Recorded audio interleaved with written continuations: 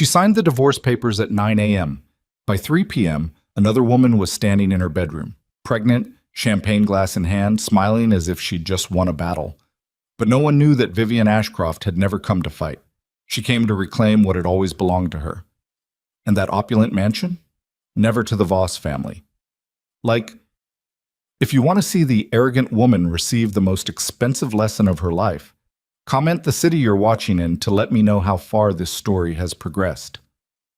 The divorce papers arrived in a manila envelope on a Tuesday morning, the same way everything clinical and final always arrived. Without ceremony, without warning, slipped through the brass mail slot of the side entrance like a bill or a termination notice. Vivian Ashcroft had been sitting at the small writing desk in the east-facing study, the one room in the Voss mansion she had made entirely her own over 6 years of marriage, when she heard the envelope hit the marble floor of the foyer. She did not rush to retrieve it. She finished her coffee. She read the last paragraph of the document she'd been reviewing, a 40-page assessment from the Ashcroft Foundation's legal trust department, dense with archival language and property statutes predating the Second World War. Then she folded it carefully, tucked it beneath the leather blotter, and walked to the foyer in her bare feet. She knew what was inside before she lifted it. She had been expecting it for 11 days. Vivian carried the envelope back to the desk, sat down again, and opened it with a letter knife rather than her fingers because she did not want to tear the seal unevenly. That small precision mattered to her in a way she couldn't explain, and didn't try to. She read the documents thoroughly. Not the way a person reads something that breaks them. Not the way someone searches for an escape clause or a mistake, but the way a surgeon reads a final imaging result they had already anticipated. Methodically. Completely. The signatures were in order. The notarizations were valid. Damien's attorney had been thorough for once in his compromised professional life. Vivian set the papers down. She sat very still for exactly 1 minute. She could hear the household beyond the closed door, the sound of Mrs. Kern, the head housekeeper, instructing someone to polish the grand staircase balustrade, the distant clatter of the kitchen staff preparing the midday meal, the ordinary percussion of a house that did not yet know it was about to change hands. Vivian exhaled through her nose. She stood up, walked to the window, and looked out over the south lawn, the sweeping expanse of manicured grass running down to the stone wall at the property's edge. The old oak she had once asked Damien to have removed because its roots were cracking the garden path. He had refused, said it had been there longer than both of them. She had never asked again. She was not crying. She had not cried in 4 months, not since the night she overheard the phone call from Lila Hart to Damien's private line and understood, with the terrible clarity of a woman who had been quietly suspicious for much longer than she admitted, that what she had suspected had not only been confirmed but had progressed into something that could not be undone. She had stood in the hallway outside Damien's study, her hand still raised to knock, and she had heard Lila's voice through the heavy mahogany door saying, "I need to tell you something, and you need to not panic." Vivian had lowered her hand. She had gone back to her bedroom. She had sat on the edge of the bed and done the math that her body already knew. She had not confronted him that night. She had not confronted him at all. She had called her personal attorney the following morning and said, quietly, "Begin the process." That had been 4 months ago, and now the process was complete. Vivian went to the walk-in wardrobe that occupied the entire eastern wall of the master suite and pulled a single suitcase from the shelf. Medium-sized, dark charcoal, with a small brass Ashcroft monogram on the clasp that her mother had pressed into the leather when Vivian was 22 and leaving for her first international post. She placed it open on the bed. She took exactly what was hers by origin and nothing else. 3 suits. 2 dresses she had owned before the marriage. The garnet earrings her grandmother had left her in a will that Damien had never known existed because he had never been curious about her family's history, only its money. Her laptop. The leather portfolio where she had placed the divorce documents. A photograph, face down, that she did not look at before sliding it between 2 folded garments. She did not take the jewelry Damien had given her over the years. She left it arranged on the vanity in the order he had given it. Anniversary gifts, apology gifts, the kind of jewelry that functions as a receipt rather than a gesture. She left the wardrobe full of the clothes he had preferred her to wear, The soft, feminine things that photographed beautifully at fundraisers and charity dinners, where Damien Voss could stand beside his wife and remind New York society that his branch of the family still produced elegant couples. She zipped the suitcase, lifted it off the bed, and carried it to the door. Mrs. Kern was in the corridor. The housekeeper had worked for the Voss household for 19 years. She was a compact, precise woman in her late 50s with a face that revealed almost nothing except on the rare occasions when it revealed everything. She looked at the suitcase. She looked at Vivian's face. Her expression shifted, not to pity, which Vivian could not have tolerated, but to something careful and acknowledging. "Will you be returning this evening, Mrs. Voss?" she asked, because that was her function, and she performed it without drama. "It's Miss Ashcroft," Vivian said, "as of this morning." Mrs. Kern's mouth pressed together briefly. Then she gave a small, precise nod. "Is there anything you need before you go?" "Have someone bring my car to the front gate." "The Aston Martin?" "Yes." Mrs. Kern nodded again and reached for the wall phone at the end of the corridor. Vivian did not wait for her to finish the call. She walked down the main staircase, the one Damien preferred because it was wider, grander, designed to be descended rather than simply used, carrying her suitcase without asking for help because she did not need help, and because the weight of it, the physical reality of everything she was choosing to take, felt important to carry herself. Damien was not home. She had known he wouldn't be. He had been increasingly absent in the weeks following their final meeting with the attorneys. The way a man absents himself when he believes the hard part is finished, and the aftermath will simply resolve itself because women in his experience eventually accepted whatever shape their lives took and found a way to carry on. He had not looked at her with cruelty during those final meetings. He had looked at her with the mild, impatient apology of someone waiting for an inconvenient situation to conclude, as though the inconvenience were a circumstance and not a person. Vivian had noted that. She had noted many things over the course of their marriage that she had chosen not to address at the time and had instead held, quietly, carefully, for later. She crossed the main foyer. The floor was white Calicut marble, imported, laid when Damien's grandfather had first taken possession of the property under terms that the family had never fully examined because the patriarch had been a man who acquired things without reading the full conditions. She walked across it without looking down and pushed open the front door. The afternoon light was low and autumnal, the kind of light that makes even well-maintained properties look slightly melancholy, the shadows of the old oaks falling in long bars across the gravel drive. A young groundskeeper was raking leaves near the far edge of the property. He glanced up as she stepped onto the portico, then quickly looked away with the particular avoidance of someone who understood more than their position permitted them to acknowledge. The midnight blue Aston Martin DBS was waiting at the iron gate. One of the junior staff had brought it around, a young man named Felix, who was new enough not to understand the full weight of what was occurring and experienced enough to have sensed it all morning. He handed Vivian the key fob and stepped back without ceremony. She lifted her suitcase into the boot herself. She put on her sunglasses. She got into the driver's seat. She did not look back at the house. Not at the stone facade, not at the tall windows of the second floor where she and Damien had stood for the first time together 6 years ago, looking out at the Manhattan skyline, and she had made the fundamental error of believing that what he felt was love when it had always been acquisition. Not at the East Wing where her study was, where 6 years of her precision and her management and her careful negotiation of a life she had tried to build in good faith were contained in a room full of things she no longer needed. She pulled out of the gate. The iron clicked shut behind her.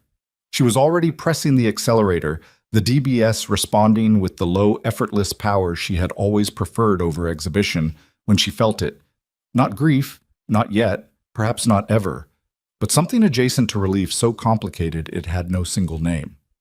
She drove south. The afternoon light broke through the tree line and fell across the windscreen, and behind the tinted glass, in the private dark of a car that was hers alone, Vivian Ashcroft allowed herself a single controlled exhale that was almost, not quite, but almost, a smile. She had left the champagne for someone else. Lila Hart arrived at the Voss mansion at 4:17 in the afternoon, which was 13 minutes after Vivian had driven through the gate and 17 minutes before the house staff had fully processed what had occurred. She arrived in a chauffeured car, one of Damien's account vehicles, black, oversized, with two large weekend bags and a demeanor that managed to combine studied casualness with visible triumph in the way only someone who has been planning an entrance for months can produce. Damien was beside her. He had come from his attorney's office, still wearing his suit jacket, though the tie had been loosened and there was about him the particular energy of a man who had done something he believed was necessary and had decided, somewhat ahead of schedule, to also do something he believed he deserved. He held Lila's hand as they crossed the drive. He was not tentative, he was not apologetic. He walked as though this were already concluded. Lila was 29 years old, a former associate at a design consultancy where Damien had first encountered her 2.5 years ago, and she was beautiful in the way that certain women are beautiful when they are most fully performing a version of themselves they have constructed with great deliberate effort. She wore her dark hair loose, dressed in a cashmere coat that still bore the faint shape of the bump she was 5 months along with, and she looked at the mansion's facade with an expression that she likely believed read as composure, but was in fact barely contained appetite. "It needs updating," she said to Damien as they reached the front door. She said it lightly, as a person might comment on a haircut. Damien looked at the house. "It's been in the family for decades." "That's what I mean," she said. She was already inside. Mrs. Kern met them in the foyer. She stood very correctly.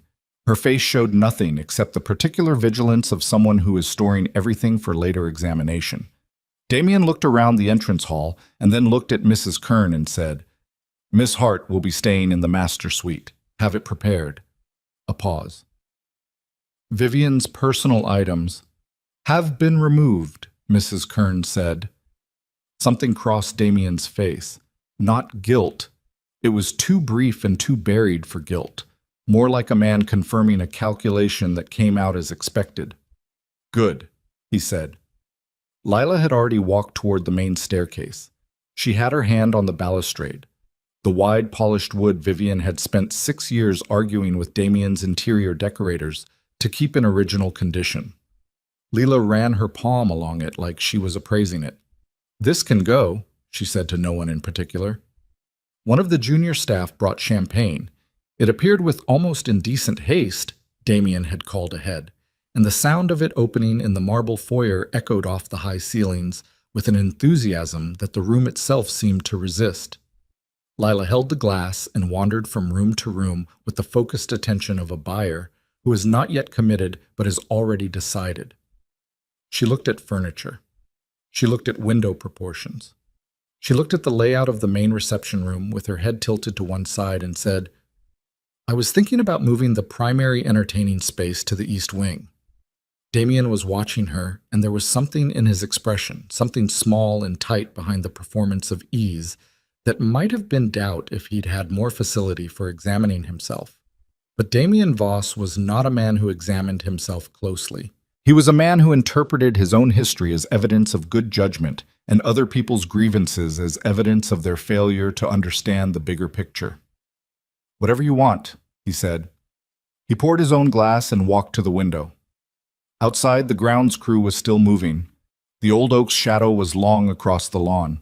He stood there for a moment, a rare, uncharacteristic moment of stillness, and he thought, briefly, of Vivian. Not with tenderness. More with the complex discomfort of a man who realizes, too late and only partially, that a chapter he thought he was closing had actually belonged to someone else's story. Then Lila called to him from the top of the stairs, her voice carrying through the house with the confidence of someone who had decided where she stood. And Damien set down the thought the way he had always set down inconvenient thoughts, without resolution, without ceremony, and turned away from the window.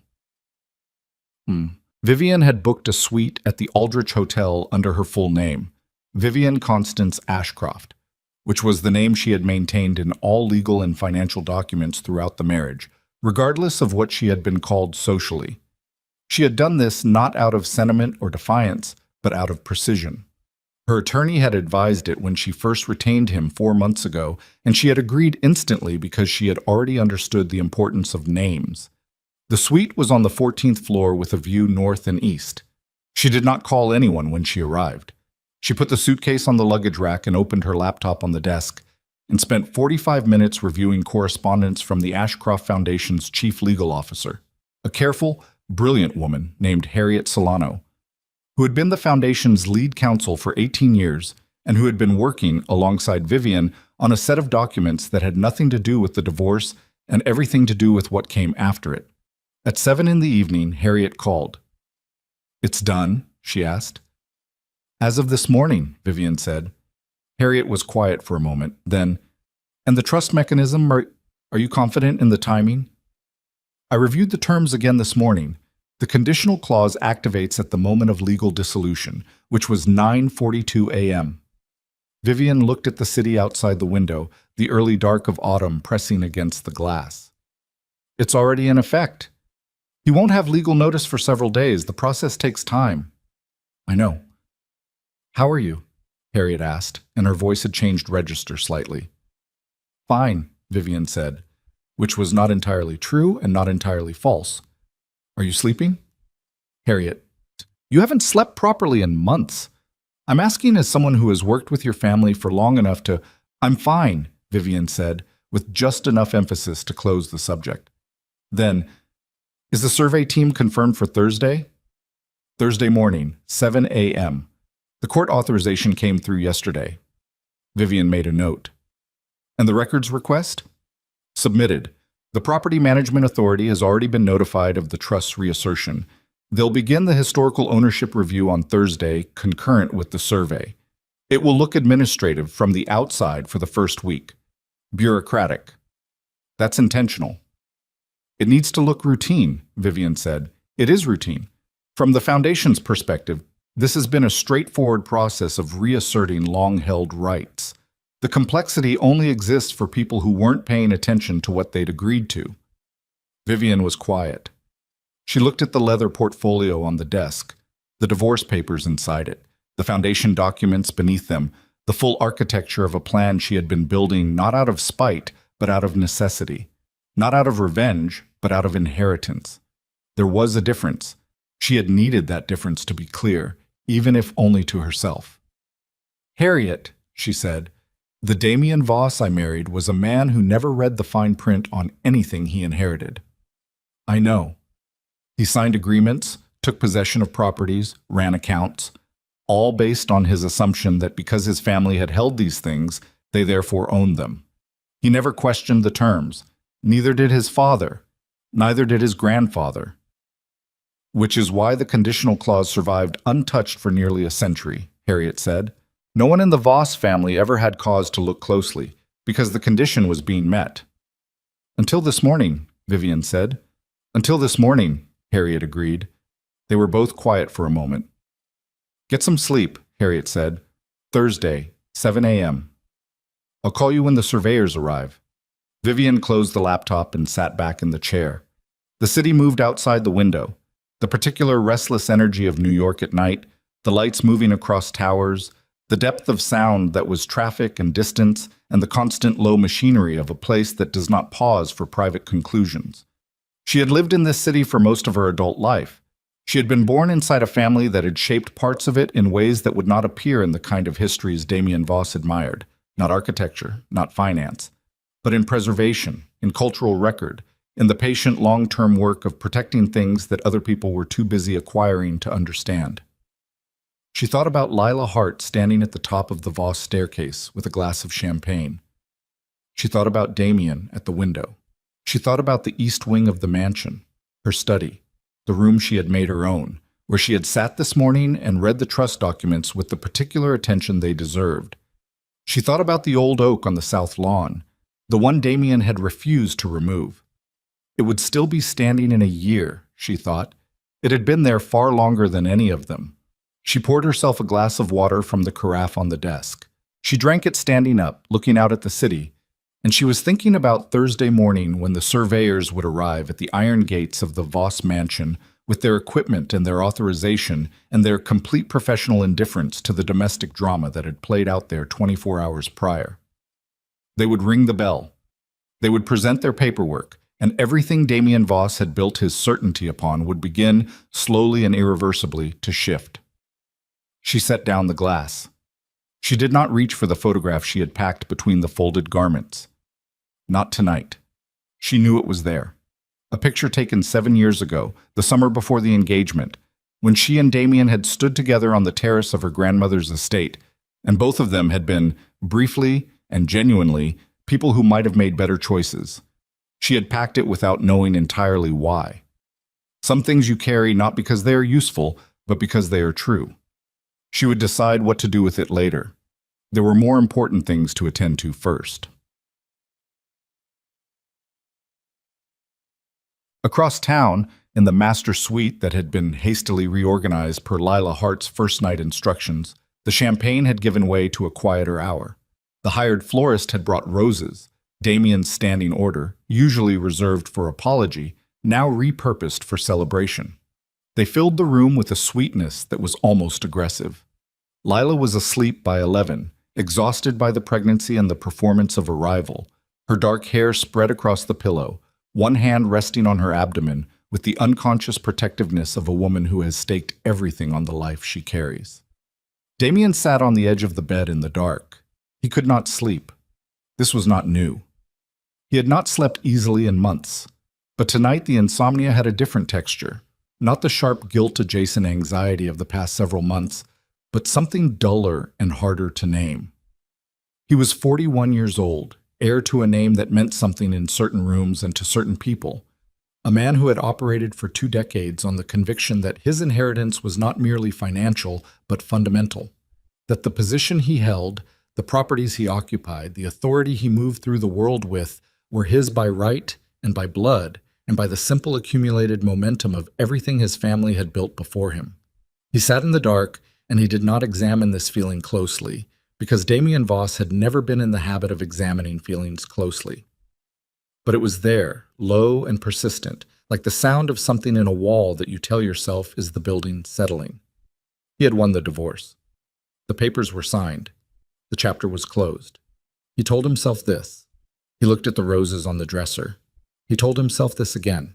In 3 days, a man in a hard hat would ring the front bell of this house with a clipboard and a court document, and the sound of that bell would be the first note of a reckoning that Damien had no architecture to understand, because he had never, in 41 years of inheriting and acquiring and assuming, been asked to read the fine print on the life he lived. He did not know this yet. He only knew that he could not sleep.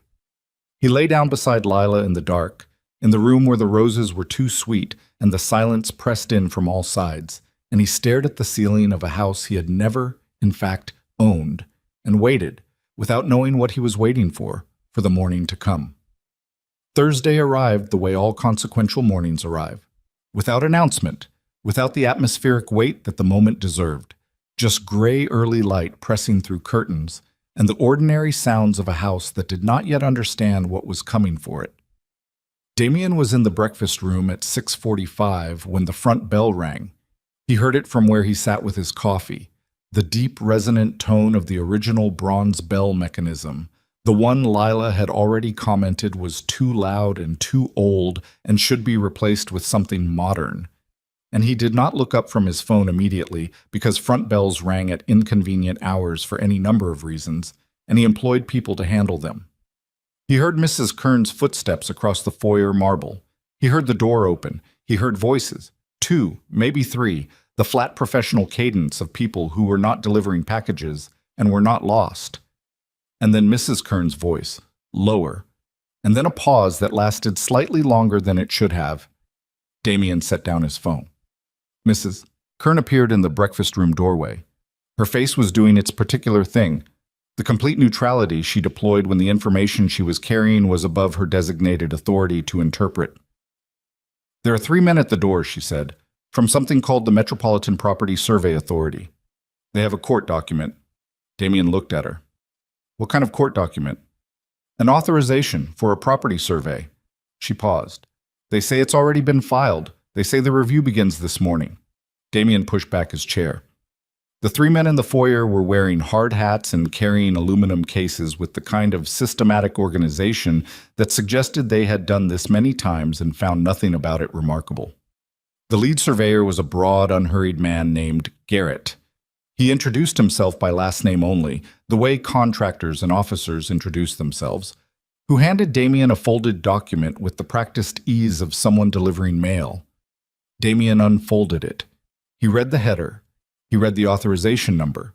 He read the date, filed 4 days ago, which was 3 days after the divorce was finalized. And he felt for the first time the specific cold of something he could not immediately explain. "What is this?" he said. "Standard Historical Ownership Review," Garrett said. He said it the way a person says standard when what they mean is don't bother arguing. Initiated by the Ashcroft Foundation, our authorization covers full external and structural survey access, archival records request, and preliminary assessment of the title chain going back to original construction. Damien looked up from the document. "The Ashcroft Foundation." "That's correct." "On what basis?" Garrett looked at him with the measured patience of a man who has been asked this question before and has learned not to answer it with more than is required. "The basis is in the document, sir. Section 3, paragraph 2. I'd recommend consulting your attorney." Damien read Section 3 from paragraph 2. The language was dense and archaic in the way of documents written to survive interpretation, full of conditional clauses and cross-references to statutes he did not recognize. But the core of it was plain enough. The Ashcroft Foundation was asserting a right of inspection based on the terms of a legacy trust agreement. The trust predated the current ownership record. The inspection was authorized pending a formal review of whether the conditions of continued occupancy had been met. Damien stared at the phrase conditions of continued occupancy. He stared at it for what felt to him like a long time. "You can't do this without," he started. "The authorization is signed by a federal property judge," Garrett said, not unkindly. "We can proceed. We'd prefer to do so without complication." He looked at Damien with the neutral regard of a man who has learned that homeowners at this stage of the process are either cooperative or not, and that the outcome is identical either way. "The external survey will take most of the morning. We'll need access to the basement archive room and the original structural plans this afternoon, if they're on site." Damien said nothing. Garrett gave a small nod and turned to his team. They began. Lila came downstairs at 8:30 and found 2 men with measuring equipment on the south lawn and one more photographing the exterior stonework of the east wing from multiple angles. She stood on the terrace in her robe and watched them with the particular confusion of someone who has woken inside a situation they were not briefed on. She found Damien in his study with his phone pressed to his ear and his free hand flat on the desk, fingers spread, in the unconscious posture of a man trying to physically stabilize himself. "What's happening?" she said. He held up a finger without looking at her. She stood in the doorway. She watched his face as he listened. Whatever he was hearing was making his jaw tighten in increments. The slow, visible clenching of a man who is receiving information that is progressively worse than the sentence before it, and is working very hard not to show this in front of an audience. He hung up. He looked at the desk. "Damien." "It's a property review," he said. "It'll be resolved." "What kind of property review? Who authorized those people to be on our lawn?" He looked at her then, and something in the way he did it, the brief involuntary quality of it, the fraction of a second before he arranged his expression into something controlled, told Lila, who was not unintelligent even when she chose to perform the opposite, that the answer to that question was something he had not fully processed yet. "A court authorization," he said, "filed by the Ashcroft Foundation." The name landed in the room and sat there. Lila looked at him. "Vivian's Family Foundation. It's a legal matter, routine." "Damien." Her voice had changed. The practiced lightness of it was gone. "Why is Vivian's Family Foundation conducting a survey of our property the week after your divorce? It's not—" He stopped. He picked up the court document from the desk and looked at it again as though a second reading might produce a different result. It did not. "I need to speak with my attorney. This is procedural." "You're shaking," Lila said. He was not shaking, but his hand, still flat on the desk, had pressed down harder. "Go get dressed," he said. "Don't do that." "Lila, don't tell me to go get dressed like I'm staff." Her voice was quiet and sharp. The champagne warmth of 2 days ago was entirely gone, and what was underneath it was something harder and more watchful. A woman who had invested considerably in an outcome and was now detecting for the first time that the outcome might have variables she hadn't been shown. What is the Ashcroft Foundation claiming? Nothing is being claimed. It's a review. Of what? He looked at her. Of the ownership record, he said. The silence that followed was very complete. Lila sat down in the chair across the desk. She folded her hands in her lap. She looked at Damien with an expression that had nothing soft in it.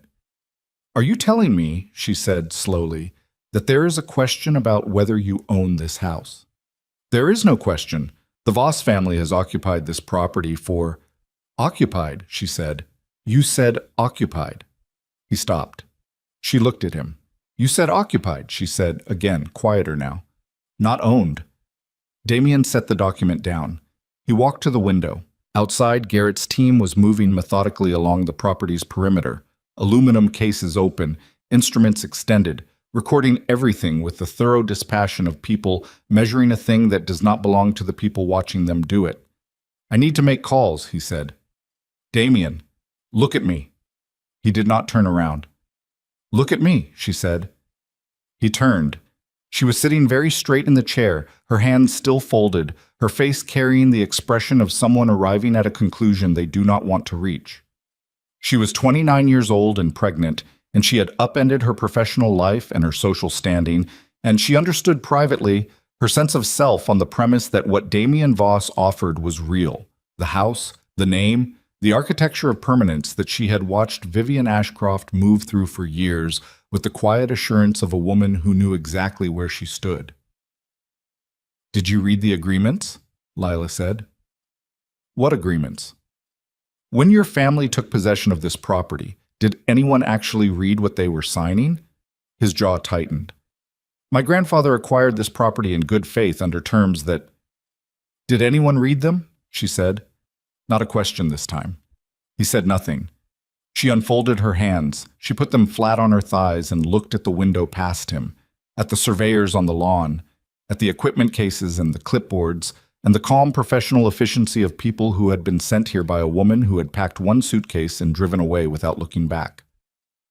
Call your attorney, Lila said. Her voice was completely even. And when you're done, tell me what he actually says.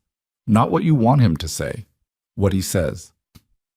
She stood up and walked out of the study without closing the door. Marcus Thorne had been the Voss family's lead attorney for 11 years. He was a capable man and an honest one, which meant he was also, in his current situation, a deeply uncomfortable one. He arrived at the mansion at 10:30 that morning with his associate and a printed copy of the trust document that Harriet Solano's office had filed with the property court, and he sat across from Damien in the main sitting room with the expression of a professional who has reviewed something thoroughly and not found the result he hoped for. Tell me there's a problem with the filing, Damien said. Marcus set the document on the coffee table between them. He aligned it carefully. He did this, Damien noticed, the way people align things when they are organizing themselves to say something they would prefer not to say. The filing is clean, Marcus said. There has to be an error. The trust predates the Voss family's first occupancy agreement by 14 years, Marcus said. I've had 3 people review it this morning. The language is tight. There are no drafting errors, no expired clauses, no jurisdictional conflicts. Whoever wrote this document wrote it to survive. Damien looked at him. Who wrote it? The Ashcroft Foundation's founding legal counsel in 1931. Marcus paused. The signature on the trust instrument is Constance Harriet Ashcroft, Vivian's grandmother. The name landed with specific weight. Damien was quiet. The trust established the property as a permanently held Ashcroft Foundation asset, Marcus continued, with the particular steadiness of a man who has decided that clarity is a mercy even when it is not comfortable. The Voss family was granted what the document calls an indefinite occupancy license. Not ownership, not a lease in the conventional sense, a license to occupy conditional on the presence of a lawfully married Ashcroft family member as the occupying spouse. Damien stared at him. The condition, Marcus said, was designed to ensure that the Foundation's asset remained within protective family reach, while accommodating the practical reality of the marriage between your grandfather and Constance Ashcroft's sister. When that branch of the family married into the Voss line, the occupancy license followed the marriage. It transferred down through the generations as each subsequent Voss heir married. Vivian, Damien said. His voice was very flat. Vivian Constance Ashcroft, who was, until 9:42 a.m. on Tuesday, your lawful spouse. Marcus folded his hands on the table. The conditional clause states explicitly that the occupancy license is valid only while a lawful member of the Ashcroft family serves as the resident spouse.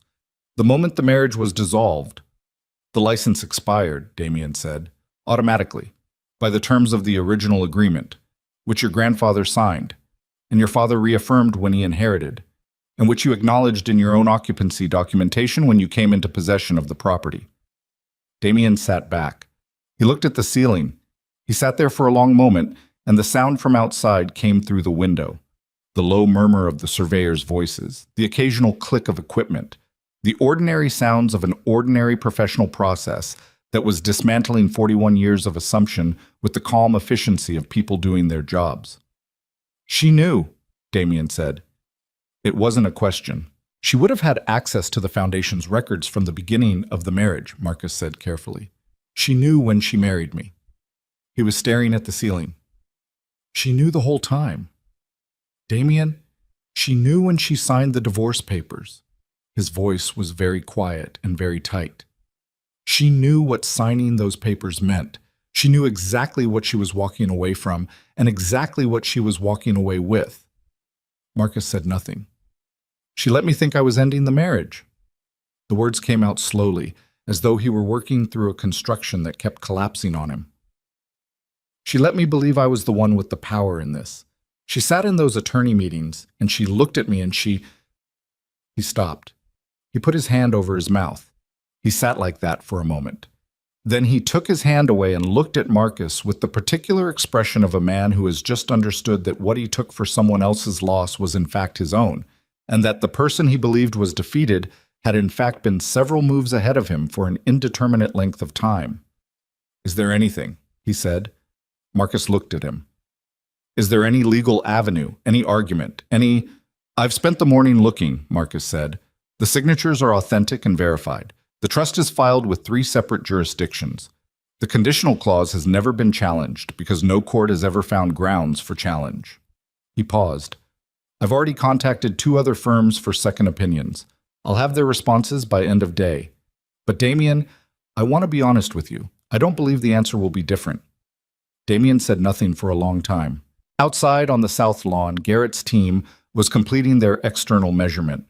One of the junior surveyors was photographing the old oak from 3 angles: the tree, the ground, the spread of roots that had been cracking the garden path for years.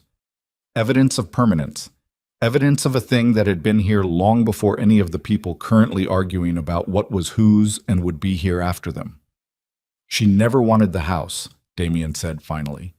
He said it like a man reading the conclusion of an argument he had been having with himself for much longer than this morning. She never fought me for it. When the lawyers brought up assets and I expected her to— He stopped. She just let it go. Yes, Marcus said, because she didn't need to fight for it. No, Marcus said. She didn't. The call came through to Vivian's phone at 11:47. She was at the Foundation's Midtown office, in the 3rd floor conference room with Harriet Solano and 2 members of the Property Trust Committee, reviewing the survey timeline and the formal notification procedure for the title reassertion process. She looked at the screen. The name on it made her go still for 1 second, a very controlled second, barely visible, before she pressed decline and set the phone face down on the table. Continue, she said to the property trust attorney. Harriet glanced at the phone, said nothing. Damien called again 4 minutes later. She declined again. He called a 3rd time. Harriet raised an eyebrow. He's spoken to his attorney, Vivian said. How do you know? Because the first call was angry, the second was angrier. The 3rd one— She looked at the phone. It had stopped ringing. The 3rd one is starting to understand what kind of conversation he actually needs to have. A text arrived. She looked at it. We need to talk. Today. Not through lawyers. She set the phone face down again. Finish the timeline, she said.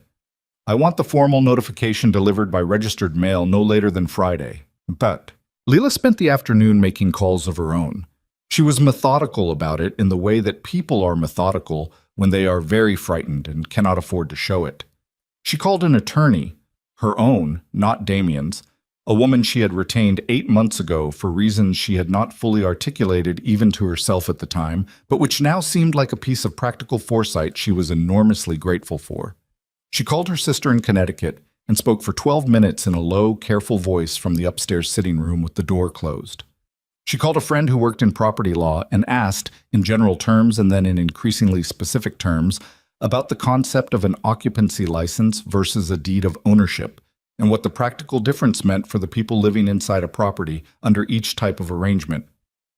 Her friend was quiet for a moment after Lila finished explaining. "Where are you living right now?" her friend asked. Lila looked out the window at the survey team, still on the property, still recording. "That's what I'm trying to figure out," she said. She hung up. She sat on the window seat. She put her hand on her abdomen, the unconscious gesture, the protective one, and she looked at the room around her, the room that 2 days ago she had been mentally redesigning, moving furniture through in her imagination, hanging different art on different walls, and she felt something that she had not permitted herself to feel in a very long time, the cold, specific sensation of having built something on ground that was not as solid as it appeared. She was 5 months pregnant. She was in a house that might not belong to the man she was living with. She had left her career, her apartment, the carefully constructed independence of her previous life. Not in one reckless moment, but in a series of small, deliberate choices, each one seeming reasonable in the context of what Damien had offered her and what she had believed the offering to mean. She had told herself she was making a rational decision.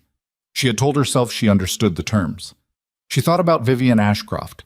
She thought about her in a way she had mostly avoided for the 2+ years of the affair, not as an abstract obstacle, not as the cold, distant woman she'd constructed to make her own choices easier to live with, but as a specific person with a specific history in this specific house. A person who had moved through this house with an authority that Lila had interpreted as the arrogance of the securely married, and now understood, with a revision of perspective that was almost physical in its discomfort, was something else entirely, the authority of someone who knew. Damien found her there at 3 in the afternoon. He looked older than he had 2 days ago. This was not metaphor.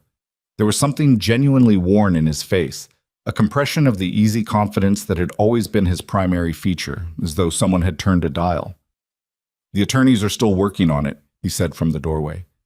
"Marcus Thorne told you there's nothing," Lila said. "Didn't he?" He didn't answer immediately, which was its own answer. "Damien. He said the trust language is—" He stopped. "He said he's pursuing every available—" "Stop." Her voice was very quiet. "Just stop." He looked at her. "Sit down," she said. He didn't move. "Damien, sit down." He came into the room and sat on the edge of the chair across from the window seat. He sat the way men sit when they are diminished, forward, elbows on knees, hands loose, the posture of someone who no longer knows exactly what kind of space they occupy. "Tell me what Marcus actually said," Lila said. "All of it." He told her. She listened without interrupting, which was harder than it looked because several things he said made her want to stand up and walk out of the room and keep walking. She sat still. She listened to all of it, the trust, the occupancy license, the conditional clause, the 14-year gap, the signatures a century old, the clean filing and the 3 jurisdictions and the 2 firms whose responses Marcus was still awaiting, but whose conclusions he had already told Damien privately he did not believe would be different. When Damien finished, the room was very quiet. The survey team had gone for the day. The south lawn was empty, the measuring rods and equipment cases removed, leaving nothing behind but the grass and the lengthening afternoon shadow of the old oak. "She knew before she married you," Lila said. "Yes." "She knew when she agreed to the divorce." "Yes." "And she never said a word." Damien looked at his hands. "She didn't need to," he said. Lila looked at him for a long moment. Then she looked at the window. She was thinking, she realized, about the drive here 2 days ago. The chauffeured car, the champagne, the way she had run her hand along the staircase balustrade and said, "This can go." The confidence of that gesture, the performative ownership of it. She thought about Vivian packing one suitcase and driving away and the story all of them had told themselves about what that meant. Defeat, resignation, a woman with nothing left. And she felt something unfamiliar and unwelcome moving through her. It was not quite shame. It was the precursor to shame. The moment before a person understands what they were actually part of. She put her hand on her abdomen again. "I need to know," she said carefully, "what this means for living here, practically, in terms of... I don't know yet." "What are the attorneys?" I said, "I don't know yet." He said it sharply and then caught himself and said, quieter, "I'm working on it." She looked at him. The man she had built this around. The certainty of him that had always felt structural, foundational. The way a building feels structural when you are standing inside it and have never had cause to look at the load-bearing walls. "You should have told me," she said. "I didn't know." "You should have found out." He said nothing. "Before I gave up my apartment," she said. "Before I gave up my position at the firm, before..." She stopped. She was not going to do this now. Now was not the right time for this. There would be a time, and it would be extensive, and it would not be productive to begin it here, in this room, in this house that was becoming less theirs by the hour. She stood up from the window seat. "I'm going to lie down," she said. "I need you to call Marcus back tonight and tell him I want a separate briefing. Just me. Tomorrow morning." Damien looked up at her. "A separate briefing," he repeated. "Yes." "Lila? I'm pregnant, Damien. I am 5 months pregnant, and I am living in a house that apparently belongs to your ex-wife's family foundation, and I need my own legal counsel looking at this from my position, not yours." He stared at her. "My position," she said, "is not the same as yours. It hasn't been since the moment that woman drove through the gate." She walked past him and out of the room. He sat in the chair with his hands loose between his knees and looked at the window and the empty lawn and the shadow of the old oak reaching across the grass. And he thought about a marriage he had ended and a life he had been certain he was building. And he thought about Vivian Ashcroft sitting in an attorney's office 4 months ago saying, "Begin the process." And he understood, with the particular coldness of a comprehension that arrives too late to be useful, that the process she had begun was not the divorce. It never had been. The divorce had been the condition. What came after it? The surveyors, the court authorizations, the trust documents filed in 3 jurisdictions, the quiet, systematic reassertion of a century-old claim, that was the process. And it had already begun. A registered envelope arrived at the front gate at 4:58 the following morning, before the household was awake, left by a courier who did not ring the bell. It lay on the mat until Mrs. Kern found it at 6:15. She stood with it in the foyer for a moment, reading the sender line. Ashcroft Foundation, Office of Legal Affairs. She looked up at the silent staircase. She looked back at the envelope. She set it on the hall table and went to make coffee, because some mornings the only thing you can control is the coffee, and some deliveries need to wait until the people receiving them are sitting down. Damien came downstairs at 7. He saw the envelope immediately. It had that quality, the quality of something placed deliberately, something that had been waiting. And he picked it up and read the sender line and stood very still in the foyer for a moment with the early morning light coming through the tall windows and the house completely silent around him. He opened it at the breakfast table. He read it standing up because he could not bring himself to sit. The letter was 3 pages. It was written in the precise formal language of legal notification.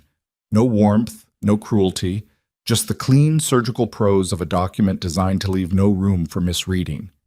The Ashcroft Foundation, acting under the authority of the Legacy Trust Instrument dated 1931, was formally notifying the current occupants of the property that the conditional clause governing occupancy rights had been triggered by the legal dissolution of the marriage between Vivian Constance Ashcroft and Damien Edward Voss. The occupancy license, as defined in Section 4 of the original trust agreement, had therefore expired automatically and without recourse at 9:42 a.m. on Tuesday. The Foundation was initiating a formal title reassertion process. All occupants would be required to vacate the premises within 30 days pending the completion of the legal transfer process. A full inventory of the property's contents would be conducted by Foundation representatives to determine which items fell under the Voss family's personal property and which had been acquired using Foundation-held assets or occupied Foundation-owned spaces. Federal property officers would be present during the inventory process. The final paragraph read, "This notification does not constitute a hostile action. The Foundation acknowledges the long history of the Voss family's custodianship of this property and thanks them for their stewardship. All personal property belonging to the Voss family will be transferred with full cooperation and without impediment. The Foundation requests only what has always, in law and in record, belonged to it." Damien set the letter down on the breakfast table. He looked at it. He looked at the marble floor, the high ceilings, the tall windows with their view of the south lawn, the old oak standing in the early morning light exactly where it had always stood, its roots still cracking the garden path, its branches spreading with the unhurried permanence of something that did not need anyone's permission to remain. He had 30 days. He had 30 days in a house that had never been his, on land that had never been his, under a name that had always, in the end, been borrowed. He pulled out his phone. His hands were steady. He would give himself that much. He found Vivian's number, and he pressed call, and he stood in the kitchen of the mansion that was no longer his, and he listened to it ring, once, twice, 3 times, and then her voice, composed and clear as it had always been, said, "Leave a message." He opened his mouth. He closed it. He hung up. He sat down at the breakfast table finally, and put his face in his hands, and the house was completely silent around him, and outside the old oak's shadow moved slowly across the lawn as the morning light shifted, patient and indifferent, the way things move when they have nowhere else to be. The missed call sat on Vivian's phone like a stone.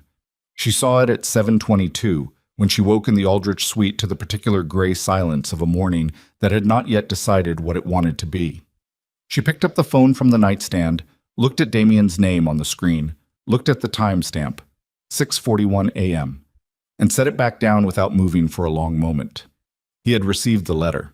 She had known he would call. She had known it the way you know the specific shape of a thing you have been preparing for over a very long time, not with satisfaction, not with dread, but with the flat recognition of someone watching a sequence unfold exactly as anticipated.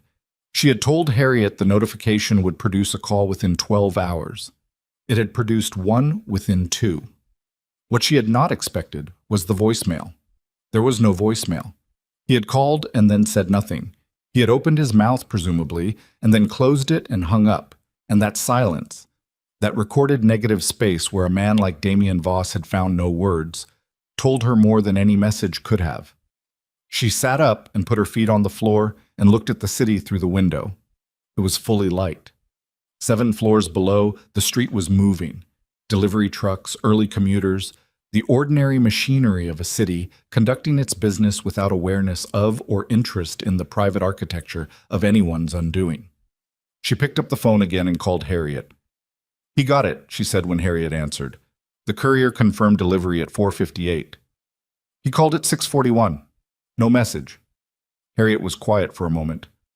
"Do you want to call him back?" "Not yet." Vivian stood up and walked to the window. Let him sit with it for a few days. Let the second legal opinions come back. Let him work through the stages.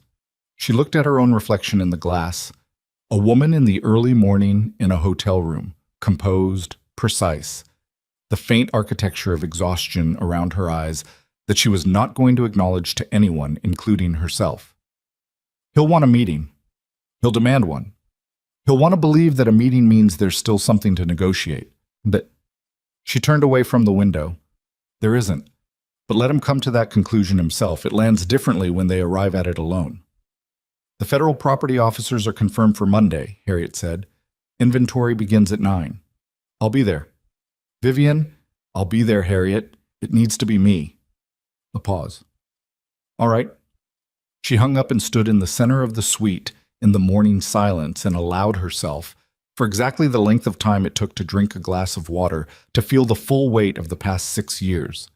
Not the betrayal of them, not the anger, but the sheer accumulated cost of carrying something this large for this long without putting it down. Then she set the glass on the counter, went to the desk, and opened her laptop. There was work to do. Marcus Thorne's office called at 9 with the second opinion from the first external firm. Damien sat across from Marcus in the conference room on the 42nd floor, with the city laid out behind the glass wall in every direction, and he listened to Marcus read the summary conclusion with the particular stillness of a man who has been bracing for something and finds, when it arrives, that bracing did not actually help. The first firm concurred. The trust was unassailable. The second firm's response came in at 11:15. Marcus read it. He set it down. He looked at Damien. Same conclusion, he said. Damien said nothing. I've also had a title specialist review the original occupancy documentation from your grandfather's era. She found us, and this is significant, that the occupancy license was actually referenced in the property records 3 separate times, across 3 generations of the Voss family. Each reference used the word license, not title, not deed, license. No one caught it. No one looked. Marcus folded his hands. The Voss family's assumption of ownership was never legally tested because there was never any reason to test it. The Ashcroft Foundation made no challenge for nearly a century because the condition of the license was being continuously met. The moment it wasn't, the mechanism activated, Damien said, automatically. Yes. Damien looked at the city, at the towers and the water and the gray expanse of sky above it all. He had grown up looking at this city as a backdrop to a specific version of himself, the heir, the inheritor, the man whose name meant something and whose address confirmed it.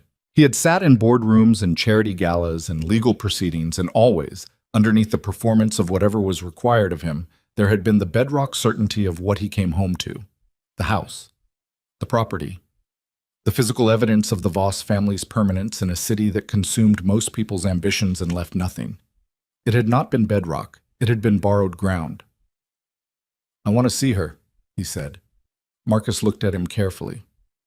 Vivian? I want a meeting, not through attorneys, a direct meeting. Damien, that's not advisable at this stage. I'm not asking for advice. He turned from the window. His face was controlled, but the control had the quality of something maintained under considerable pressure. The tightness around the eyes, the particular precision of a man who is managing himself very carefully because he does not trust what happens if he stops. Set up the meeting. Tell her I want 48 hours first, before the federal officers arrive Monday. I need 48 hours in a meeting. Marcus looked at him for a moment. Then he picked up his phone. The meeting request came through Harriet's office at 1 in the afternoon. Harriet walked into the conference room where Vivian was working and set the printed email in front of her without comment and waited. Vivian read it. She read it again. She set it down and looked at the table for a moment and then said, Tell him Sunday, 2 o'clock, the foundation offices. Here? Harriet said. Here. She picked up her pen. On my ground, not neutral ground, mine. Harriet took the email back. And the 48-hour request, the federal inventory. Monday proceeds as scheduled. Vivian did not look up from the document she had returned to. He can have the meeting. He cannot have the delay. The other thing happened on Saturday morning. Vivian did not anticipate it. In the full and honest accounting of everything she had prepared for, everything she had constructed and anticipated and stress-tested across 4 months of legal and strategic planning, this was the one variable she had not modeled. Not because she was careless, because some things arrive from directions you are not watching, carried by people you did not think to include in your calculations. Lila Hart called her at 8:47 a.m. Vivian was in the Foundation's archive room on the 2nd floor, reviewing the original 1931 trust documentation with the property specialist when her phone buzzed on the table. She looked at the screen. The number was unfamiliar. She almost did not answer. She answered because the area code was local and the time was specific, not the hour of a casual call. And because something in the back of her mind, the part that had been running contingencies for 4 months, said, "Pick it up." "Vivian Ashcroft," she said. A pause. Then, "It's Lila." The archive room was very quiet. The property specialist looked up. Vivian looked at him and tipped her head toward the door, and he gathered his papers and left without a word, and she stood alone among the shelves of historical documents, deed records and trust instruments, and the accumulated paper evidence of a century of careful Ashcroft management. And she said, "How did you get this number?" "Damien's phone," Lila said. "He doesn't know I'm calling." "What do you want?" Another pause, the kind that contains preparation. A person who has rehearsed something and is now deciding, in the moment of execution, whether the rehearsed version is still what they mean. "I want to ask you something," Lila said, "and I need you to answer it honestly."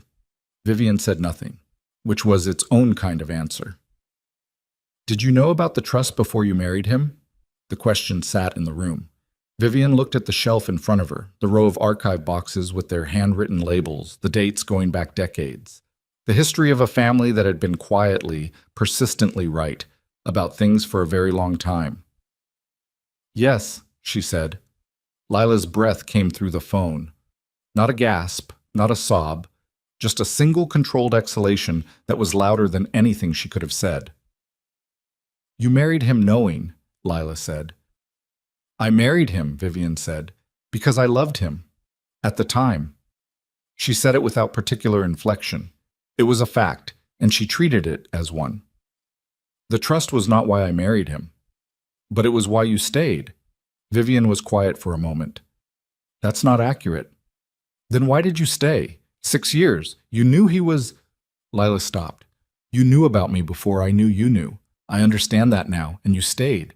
You didn't fight, you didn't confront him, you didn't do any of the things a woman in your position—" "A woman in my position," Vivian said. "You know what I mean." "I know exactly what you mean." Her voice was even. "You mean a woman who is being replaced. A woman who should have been reactive, who should have argued or threatened or broken things, who should have performed the appropriate injury so that you and Damien could define yourselves in relation to it." She paused. "That was never going to be me." "You were protecting the asset," Lila said. The word came out with an edge. "That's what I'm trying to understand. All of it. The 6 years, the silence, the one suitcase. Was it about the property the whole time?" Vivian looked at the archive boxes. At her grandmother's signature on the trust instrument, reproduced in the framed copy on the far wall. Constance Harriet Ashcroft, 1931. A woman who had also understood the difference between what you feel and what you protect, and how to hold both without letting one destroy the other. "No," she said. "It wasn't about the property the whole time." She said it with enough weight that it was clearly true, and clearly painful, and clearly not something she was going to elaborate on for Lila Hart on a Saturday morning. "Why are you calling me?" The question redirected the air in the conversation. Lila was quiet for a moment. "Because I have a meeting with Marcus Thorne on Monday," she said. "My own meeting, with my own counsel. And I need to understand what I'm actually walking into before I walk into it." "Then talk to your attorney." "I'm talking to you." "Lila, I'm 5 months pregnant," Lila said. It came out harder than she probably intended. The particular force of a woman deploying a fact she has been careful not to use as leverage, and is now using as leverage because she has run out of other options. "I gave up everything on the basis of what Damien told me this life was. And what he told me it was is not what it is. So I am asking you, not as his ex-wife, not as the foundation, not as the person on the other side of all of this legal machinery. I am asking you as a woman who has been in this longer than I have. What do I actually need to know?" Vivian stood in the archive room. She stood there for a long time. The honest answer, the complete architectural answer to that question, was long and complicated and involved things about Damien Voss that Vivian had spent 6 years understanding and that Lila Hart was, she suspected, only beginning to see. The answer involved the specific way Damien treated the people and things he acquired. With genuine affection, genuine investment, right up until the moment they stopped being acquisitions and started being obligations. The answer involved the way he moved through the world on the assumption that things would hold because they always had, because the infrastructure of his life had never actually required him to hold them himself. The answer involved what it meant to build a life with a man like that when you were carrying his child. Vivian was quiet for long enough that Lila said, "Are you still there?" "Get your own attorney," Vivian said. "Not just for Monday. For everything going forward, retain someone who represents only your interests, not Damien's, not the household's, yours and the child's. She paused. Make sure the retainer is paid from your own account. A silence. That's it? Lila said. That's the most important thing. Another silence. Longer, then quietly. He's going to lose the house, isn't he? The process is already in motion. And there's nothing, Vivian said. Not through any avenue, not through any appeal. The attorneys he'll hire next week will tell him what Marcus told him. The answer won't change. Lila made a sound that was not quite a laugh and not quite anything else. And the meeting tomorrow, what does he think he's going to accomplish? I don't know yet, Vivian said, which was the truth. She knew what Damien would try. The apologies, the concessions, the performance of remorse that he was capable of, and which had always been convincing because it was not entirely performance. She knew he would try reconciliation eventually because it was the only move left on the board from where he was standing.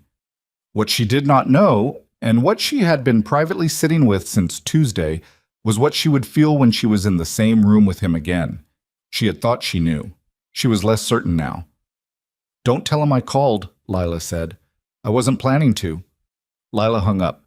Vivian stood in the archive room with the phone in her hand and the weight of the conversation settling around her like sediment, and she felt something she had not fully accounted for in any of her preparations. Not pity for Lila exactly, but something in the same region. The recognition of a woman who had made choices inside someone else's story without knowing it was someone else's story, which was a different kind of being wronged than what had been done to Vivian, and not lesser for being different. She put the phone in her pocket.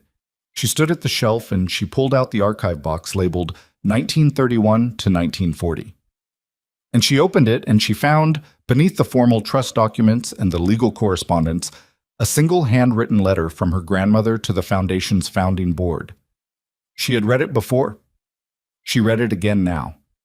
The purpose of the condition, Constance Ashcroft had written in the careful cursive of a woman who had grown up in a time when letters were expected to last, is not punitive. It is protective.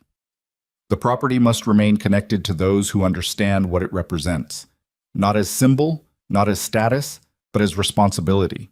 Any arrangement that severs that connection severs the purpose. I trust future generations to understand this distinction. I trust them to know the difference between what is held and what is owned, and to act accordingly. Vivian read it twice. She put it back. She closed the box. Sunday arrived with rain. The Foundation offices were on the 9th floor of a building on East 53rd, all glass and steel and the particular quiet of institutional spaces on weekends, emptied of staff, holding the organized stillness of a place that operates on a schedule and does not apologize for it. Vivian was there at 1:30. She had dressed deliberately. A charcoal suit, her grandmother's garnet earrings, nothing Damien had given her. And she sat at the head of the conference table with a glass of water and the trust documents arranged before her with the precision of someone who has laid this ground carefully and intends to be fully present on it. Harriet had offered to stay. Vivian had said no. This part she needed to do alone. Damien arrived at 2:03. He came without Marcus set. She noted that immediately, the absence of the attorney, the deliberate choice to come unrepresented, which was either a gesture of good faith or a miscalculation or both. He was wearing a dark suit and his face had the quality she had seen developing all week, the compression of someone who has been sleeping badly and working hard to look like he hasn't. He was still handsome. She had never denied that. It had never been the point. He stood in the doorway of the conference room and looked at her, and for a moment neither of them said anything, and the rain moved against the windows with the soft persistence of something that intends to continue regardless. He came in. He sat down.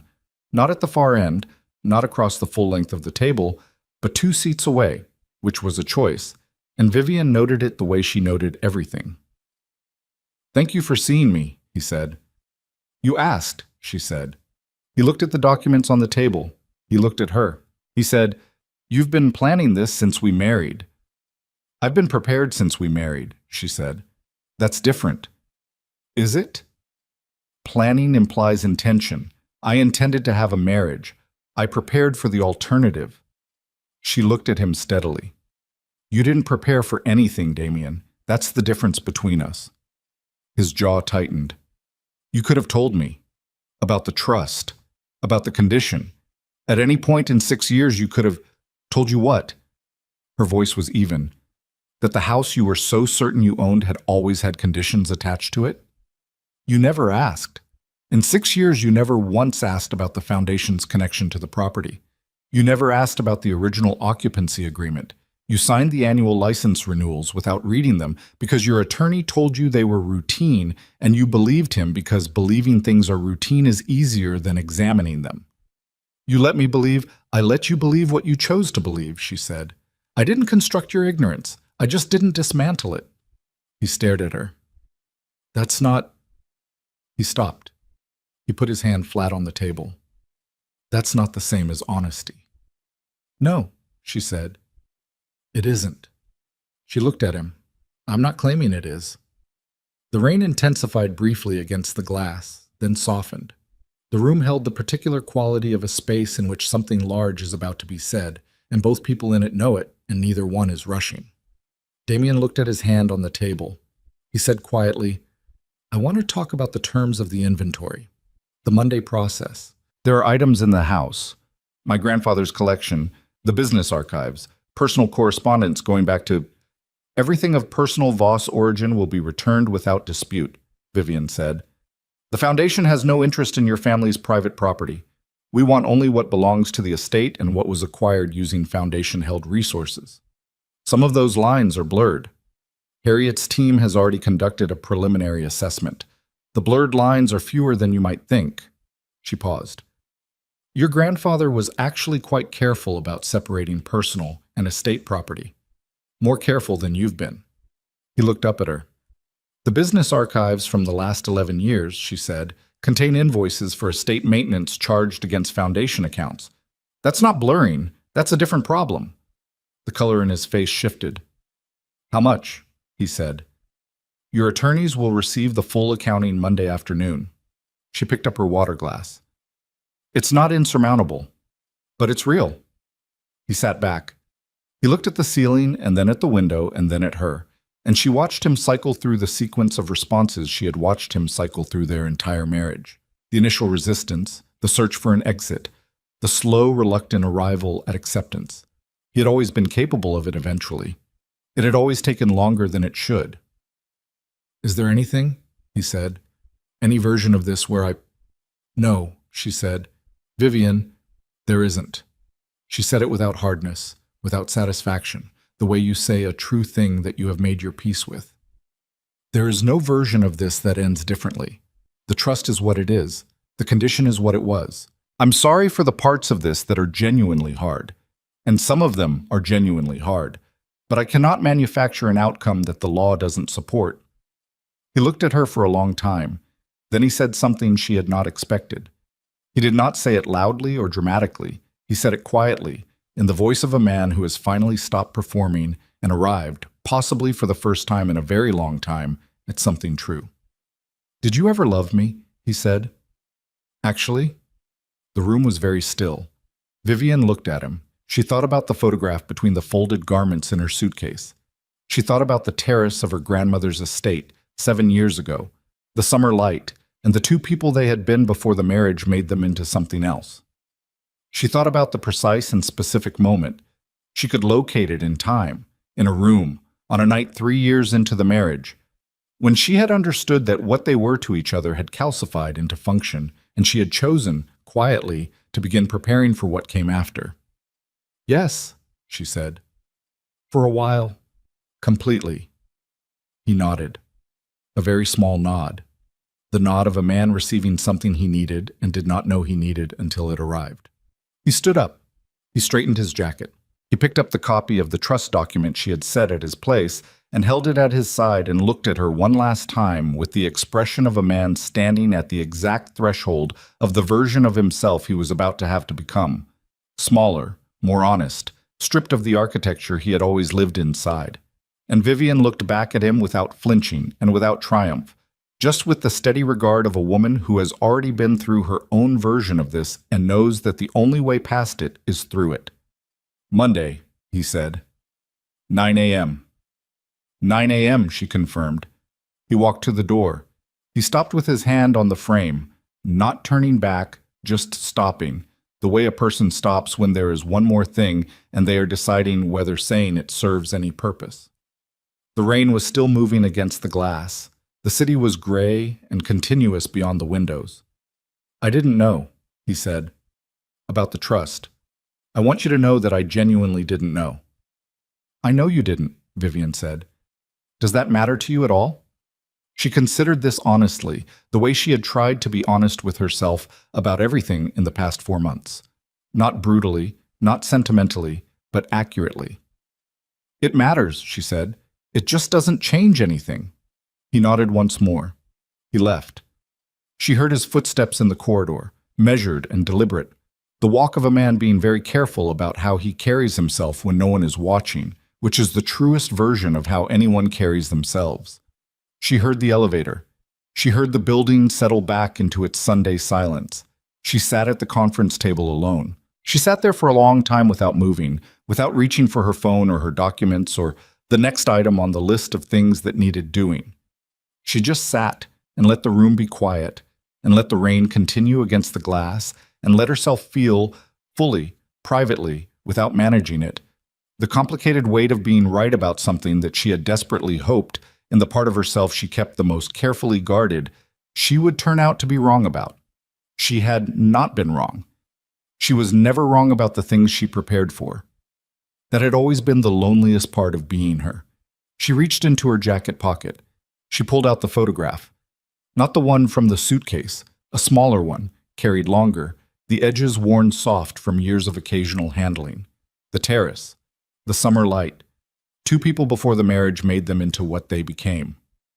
She looked at it for a moment with the particular attention you give to evidence of a time that was genuinely true, even though it ended. Then she placed it face down on the table. She picked up her phone. She called Harriet. Monday is confirmed, she said. 9 a.m. Make sure the federal officers have the full inventory list. A pause. And Harriet, tell the team to be careful with the grandfather's collection. Handle it well. Whatever happened between the families, he kept the property in good faith. That deserves something. She hung up. She stood. She straightened her jacket, gathered the documents, and walked to the window. Below, the city moved through the rain without interruption, indifferent and alive, and Vivian Ashcroft stood above it and understood, with the cold clarity of someone arriving at the far edge of a very long preparation, that Monday morning was not an ending. It was the first day of what she had actually been building all along. Monday came in cold, the kind of cold that arrives in New York in the deep turn of autumn without apology, not the decorative chill of early October that people romanticize in scarves and coffee cups, but the hard, functional cold of a city preparing itself for endurance. The sky was the color of old concrete. The trees along the avenue had given up most of their leaves and stood stripped and precise against the gray, and the wind moved through them with the indifference of something that has places to be. Vivian arrived at the Voss mansion at 8:52. She came in the midnight blue Aston Martin alone, and she parked it on the street outside the iron gates rather than pulling through to the drive. She sat in the car for a moment with the engine off and looked at the facade of the house through the windscreen. The stone front, the tall windows, the portico where she had stood 8 days ago with a single suitcase and made the choice to not look back. She looked now. She gave herself that. She looked at the house with clear eyes and let it be what it was. A building she had lived inside and managed and tried to make into something it was ultimately not equipped to be. And then she picked up her leather portfolio from the passenger seat and got out of the car. Harriet was already at the gate with 2 members of the Foundation's legal team. The federal property officers, 3 of them, in the dark jackets of their authority, stood beside a van parked on the curb, their equipment cases already open, clipboards out, the flat professional readiness of people who do this regularly and find nothing in it remarkable. A court liaison named Soren, young and careful, stood slightly apart from the group reviewing his documentation. "He's inside," Harriet said quietly as Vivian reached the gate. "Alone?" "Marcus Thorne arrived 20 minutes ago, and—" Harriet paused. "Lila is there." Vivian looked at her. "She came back last night, apparently," Harriet said. I don't know what that means for the process. It doesn't change the process, Vivian said. She pressed the gate intercom. 30 seconds. Then Mrs. Kern's voice, absolutely steady. Miss Ashcroft? Good morning. Please open the gate. The iron clicked. The gate swung inward. Vivian walked through it. No. The foyer was different, not physically. The marble was the same, the high ceilings, the bronze bell mechanism that Lila had wanted to replace. But the atmosphere of it had changed in 8 days, in the way that spaces change when the certainty has gone out of them. The roses that had been everywhere on that first night were gone. The champagne glasses were gone. What remained was the house itself, stripped of its recent performance, just walls and floors, and the accumulated weight of a history that had always belonged to more people than the ones currently standing in it. Damien was in the main reception room. He was standing when Vivian entered, which she noted. He had chosen to stand, to receive this on his feet, which was either dignity or defiance, and probably both. Marcus Thorne was beside him, a step back and slightly to the left, in the position of a man who is present in a professional capacity and is working very hard to remain in that lane. Lila was across the room, near the tall window that looked out over the south lawn, standing with her arms crossed and her face carrying the expression of someone who has made a decision and is holding it carefully. The federal officers filed in behind Vivian. Soren took his position near the door. The Foundation's legal team spread quietly to the room's perimeter. Nobody sat down. Miss Ashcroft, Marcus said. He said it with the careful neutrality of a man navigating a room full of competing pressures. Thank you for being here personally. Of course, Vivian said. She did not look at Damien yet. She looked at Soren and said, Are we ready to proceed? Soren checked his clipboard. The inventory authorization is in order. We'll begin with the structural inventory of the estate's principal rooms and work through to the archive and basement levels. Personal property flagged by the Voss family representatives will be cataloged separately and held pending the Foundation's review. He looked up. Any disputes about specific items will be noted and addressed through the court liaison process. We ask all parties to... There's a problem, Damien said. The room went still. Not a physical still. The officers kept their clipboards. Soren kept his pen. But the particular human stillness of a room in which someone has just decided to change the shape of the morning. Vivian looked at him. His face was not the face of the man who had sat across from her yesterday, and said, Did you ever love me with the quiet of someone arriving at honesty? This face was different. This was the face she recognized from boardrooms and adversarial legal proceedings and the specific late-night arguments of a marriage in its last functional year. The face of Damien Voss when he had decided to fight something. The jaw set, the eyes forward, the particular posture of a man who has spent a sleepless night talking himself back into a position he had briefly surrendered. What problem? Vivian said. The business archive, he said. The 11-year accounting your team flagged. I've had my own forensic accountant review the figures overnight.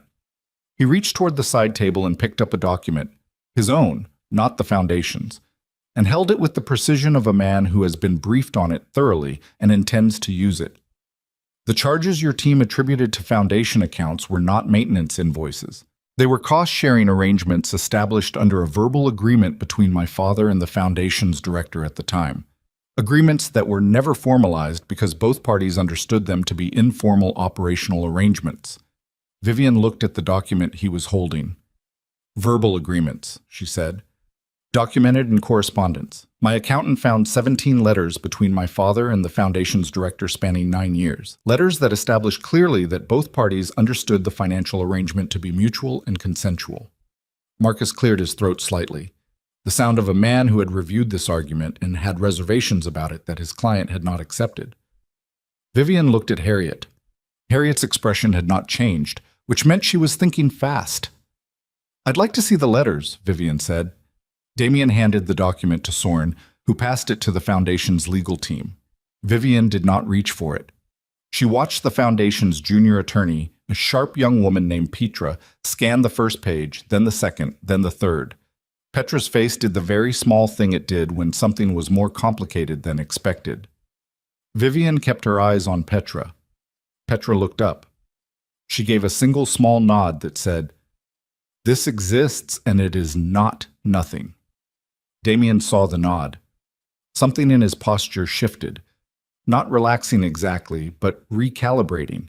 The adjustment of a man who has played a card and watched it land with more weight than he'd been certain it would carry. "This doesn't change the title process," Vivian said. Her voice was steady. "The occupancy license expired by operation of law. The trust reassertion proceeds regardless of any financial dispute about the archive." "I'm not disputing the title," Damien said. "I'm disputing the accounting, and I'm asking for a 60-day extension on the inventory process while the financial correspondence is reviewed by a neutral third party." "The court authorization covers today's inventory." "I know what the authorization covers." He took a step forward. Not aggressive, measured, deliberate. The step of a man who has decided exactly how much of the room he is going to claim. "I'm asking you, Vivian, not the foundation, not the attorneys. I'm asking you for 60 days to resolve the financial dispute through proper review before items are cataloged and attributed." The room was very quiet. The federal officers held their clipboards. Soren watched Vivian. Lila, at the window, had not moved, but her eyes were on Vivian with an attention that was almost physical. Vivian looked at Damien. She looked at him with the full attention she had always been capable of. The attention that had always unnerved him slightly because it was not performative. It did not evaluate him the way most people evaluated him. It simply saw him, which was a different and more exposing thing. "No," she said. His jaw tightened. "The inventory proceeds today as authorized. The financial correspondence will be reviewed as part of the standard transfer process. If the neutral review supports your father's position, the accounting will be adjusted accordingly. That review does not require a 60-day hold on the physical inventory." She looked at Soren. "Please begin." Soren nodded and turned to the federal officers. Damien's voice came up sharp and fast. "This is not what we agreed to yesterday." "We didn't agree to anything yesterday," Vivian said, turning back to him. "We spoke. That's different. You said the process would be cooperative." "It is cooperative. I'm not removing your grandfather's collection without proper cataloging. I'm not seizing personal correspondence. I'm not doing anything the authorization doesn't specifically cover." Her voice had an edge now. Not anger, but the specific hardness of someone who has been patient for a long time and has reached a boundary. "What I'm not doing is pausing a legal process that has been in preparation for months because you spent one night with a forensic accountant and found a complication you want to use as leverage." "Leverage?" He said the word like it tasted wrong. "You want to talk about leverage? You held this over our marriage for 6 years."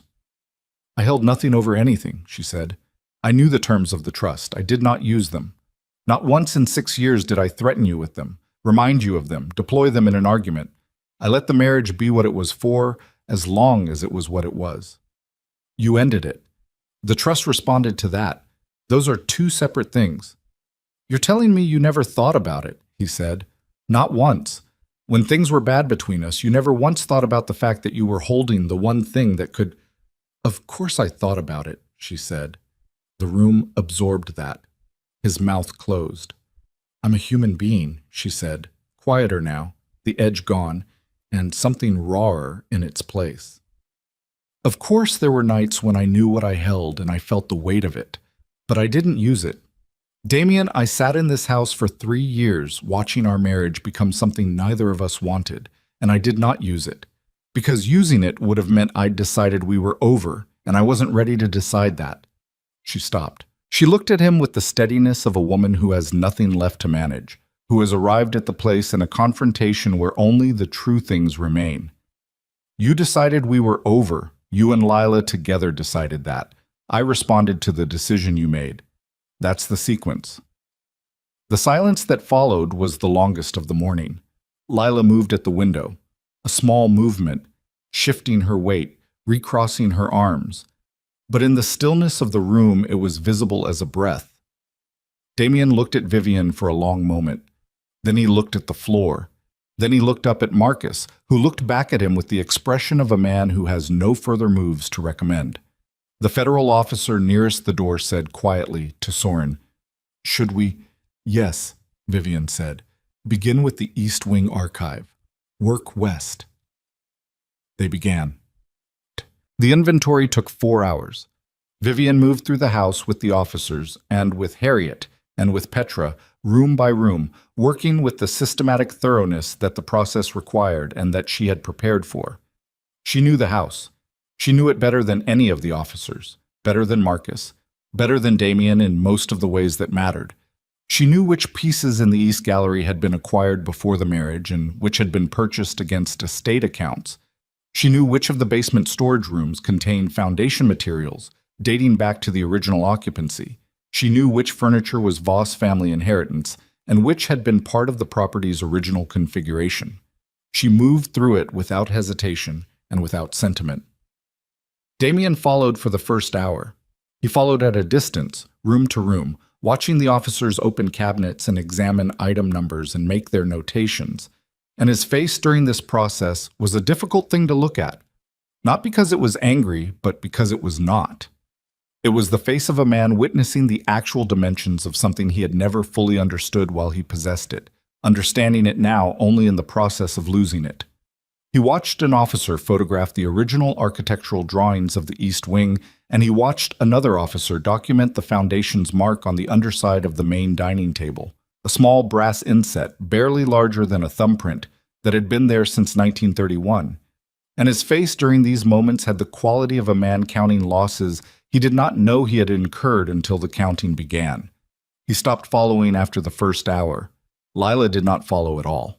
She stayed in the main reception room for the first part of the morning, then moved to the smaller sitting room that had been her preferred room in the brief days of her occupancy, and Vivian did not enter that room during the inventory because it contained nothing that belonged to the foundation and because she was not interested in the performance of presents. The break came at noon.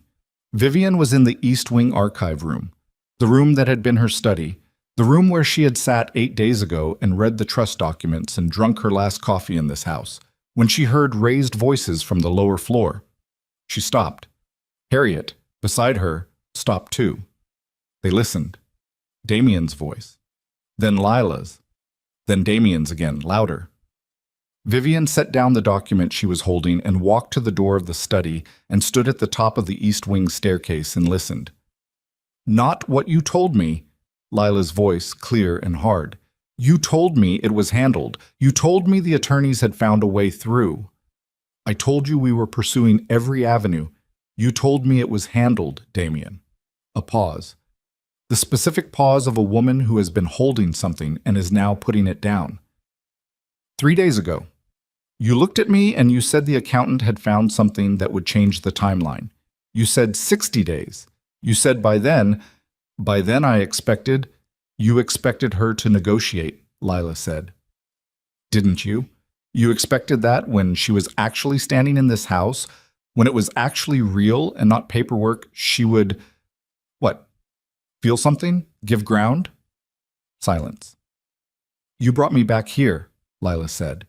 You called me and you said, come back. I found something. We have a chance. And I came back because She stopped. A brief stop, the kind that contains an entire reckoning being conducted at speed. Because I wanted to believe you. Because I am 5 months pregnant and I wanted very badly to believe that the man I built this around had actually found a way to... I'm trying, Damien said. His voice was different now, stripped of the morning's constructed authority. Lila, I'm still trying to find a... There is no way through, she said. I know that. I knew it before I came back. But I came back anyway because... She stopped again. Then very quietly, I needed to see it for myself. I needed to stand in this house and watch it happen and understand that it is really happening, not because of her, not because of the trust, but because of the choices you made, the choices we both made. Vivian stood at the top of the stairs and did not move. I'm not leaving because of the house, Lila said. The quiet of her voice now had the quality of something that has been decided, not announced. I'm leaving because you still thought this morning that you could walk into that room and outmaneuver her, after everything. You still thought you were the one with the advantage. A pause.